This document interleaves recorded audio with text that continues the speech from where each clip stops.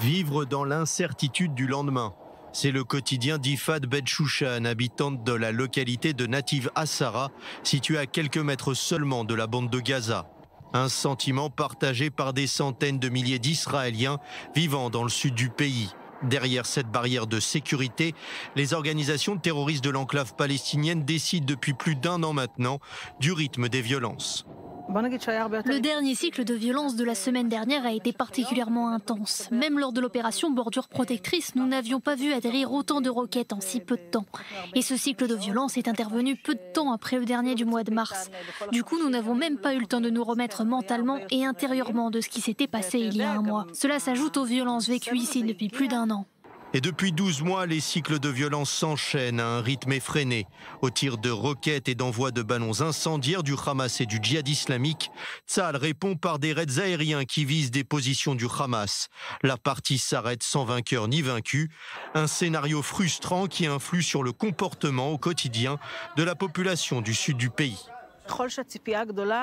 Plus l'attente envers les autorités de Tsahal est grande, plus la déception est à chaque fois plus profonde. Et cette déception s'accroît à chaque cycle de violence. Toute cette déception accumulée crée du désespoir et cela renforce le traumatisme quotidien de la population. Pour venir en aide à cette population en détresse, l'organisation non gouvernementale Natal, basée à Tel Aviv, offre un soutien psychologique aux populations victimes des violences terroristes. Des volontaires prennent le temps de répondre à leurs peurs et autres angoisses.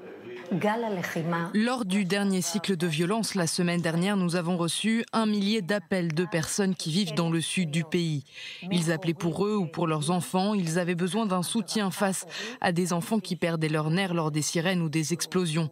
1000 autres personnes ont pris contact avec nos services après la fin des violences, car celui qui pense qu'au terme d'un conflit, tout peut recommencer comme avant se trompe. Commence au contraire une bataille avec soi-même. Un rapport préparé par l'association révèle une hausse de 40% des appels de détresse psychologique d'habitants du sud du pays, soit environ 1300 appels sur toute l'année 2018. Un quart d'entre eux concernent des enfants ou des jeunes adolescents. En ce qui concerne les violences dans le Sud, le travail de soins psychologiques est très difficile en raison de l'intensité et du rythme des violences. D'habitude, nous prenons le temps d'analyser l'événement, de travailler sur le post-trauma. Mais là, c'est impossible. Ainsi, cela influe sur le comportement de la population, sur le développement mental des enfants. Ils se sentent pris au piège et nous constatons chez certains une certaine cassure mentale. En Israël, 10% de la population souffre de séquelles post-traumatiques dues au conflit et autres attentats. Environ 70% d'enfants et 30% d'adultes. Les perspectives de conflit dans le sud du pays pourraient faire grossir ces statistiques inquiétantes.